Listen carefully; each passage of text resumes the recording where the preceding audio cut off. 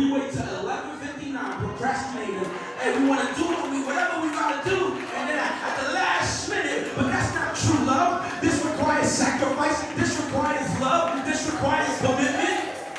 Oh, church, I'm here to preach here this morning. Gracias, Señor.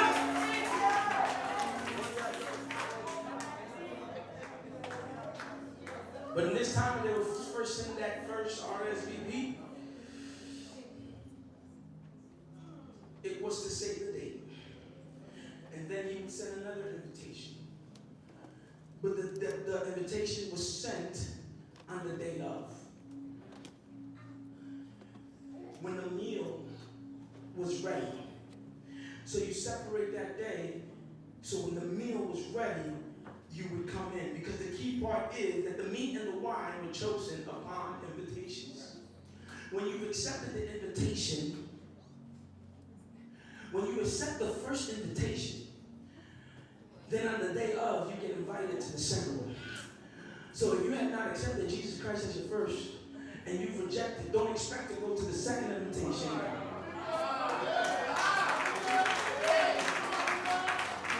If you have not accepted the first. Now, the decision on which the meat is to be served based on the number of acceptances. So a lot of people actually said that they were going. But something happened from the point that they said that they were going to the actual day. Many times we make these commitments to God for many different reasons. And something happens from the moment that we say yes to Jesus to the day that he comes. But I'm here to tell you, listen, if you said yes to Jesus today, say yes to Jesus tomorrow. And say yes to Jesus on Tuesday. Y dile sí a Jesús el miércoles. And say yes to Jesus on Thursday.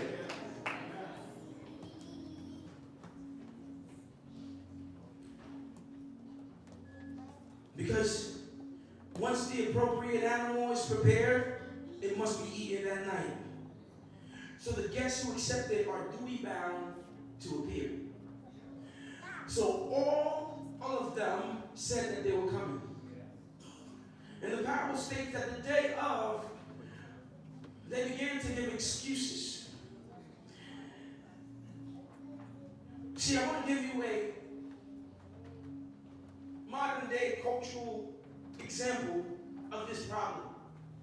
Because we live in a generation of excuses. And the thing is that I am soft for excuses. Why? Because I can't read the minds and the hearts of people.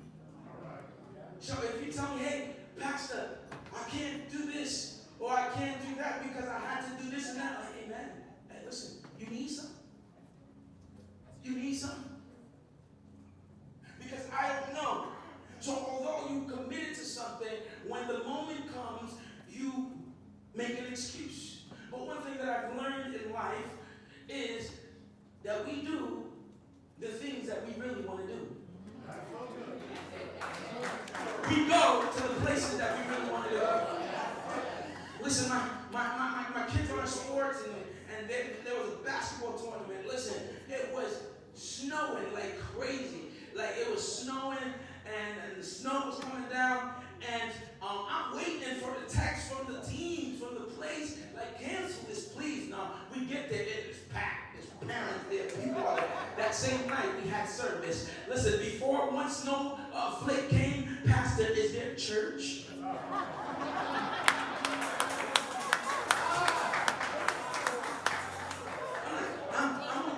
Hundreds of people in an arena. But the moment we see something, and I can't say nothing because I understand, Pastor, it's dangerous outside. I can't say nothing. But we live in a generation of excuses. But I've learned two things in this life. We do what we really want to do, and we go what we really want to do. So I want you to imagine the scene in which guests arrive and are seated in the living room because they accepted it. And now when the host invites them and takes their place at the dining table, the first one says, hey, I got to go mow the lawn. The second one says, hey, I have to go feed my cat. The third one says, hey, I have to wash my hair. These are all excuses that are ridiculous. That was the parable. That's what Jesus was making, because any excuse not to come to the dinner is ridiculous.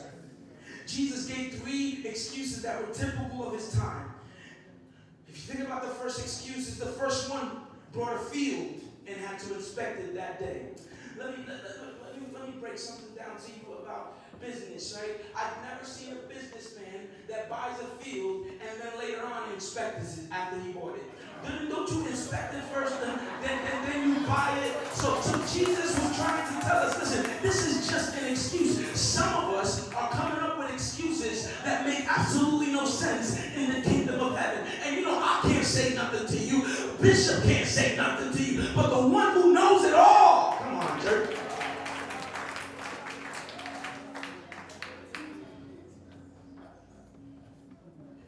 Really, on the day of the banquet, that's when you got to go inspect it? The second one, he purchased 5 yoke of oxen, and he had to try it out if it works on that day. So you couldn't go on another day. You couldn't go on another time. You couldn't go on another month. There's 7 days a week. There's things, but we want to choose the time in which we have dedicated to the Lord to do the things that we want to do. Oh, Pastor, you becoming legalist. No, it's not legalistic, because I live in 2 worlds, and I'm telling you, at school, in the social, people go and do, and they have to do, and they go hard, because people do what they want to do, and they go where they want to go. Now, the third one was kind of interesting for me, because the third one, it seemed that it was valid. Because some of us come with excuses that seem valid, that really hold weight. The third one says, wait, I got married. It's a good thing. I got married. Now, this is the interesting piece. In Deuteronomy chapter 24, verse 5, the Old Testament law excused a man from business and military service, but it did not extend it to social occasions. I don't know if y'all understand. So, he was trying to put an excuse, but he really didn't want to go.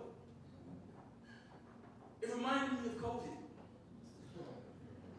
It was interesting. There was people during that period of COVID that when it was time to come to the house of the Lord, a little bit after, way after, they were like, nah, Pastor, I don't feel comfortable yet. But if there was a fight in my house, oh, they'll be in my house. If there was a thing, they would be at the event. But I couldn't really say anything because COVID is real. So marriage was real, but they were manipulating something that was real for their own advantage. And many times we use excuses to manipulate for our own advantage. That's true.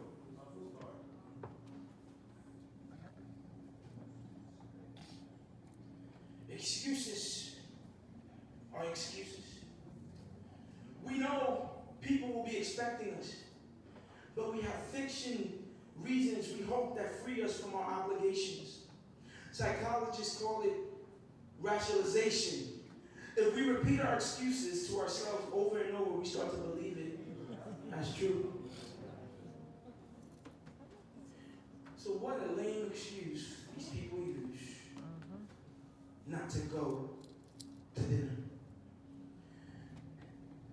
And it's interesting because they thought that because the meat was ready, because the wine was ready, who's going to stay with all of that? What's going to happen to all of that? And that's when Jesus responds. And he says, listen, I need you to go out to the streets. I need you to go out to the corner. I need you to go out to those who did not feel like they were worthy and bring them in. See, we benefited from that because there was a lot of people that rejected the grace of God. But we are here, and Jesus says, go find that person. Go find you. If you're here today, Jesus It's like, hey, let me, I'm looking for you. I'm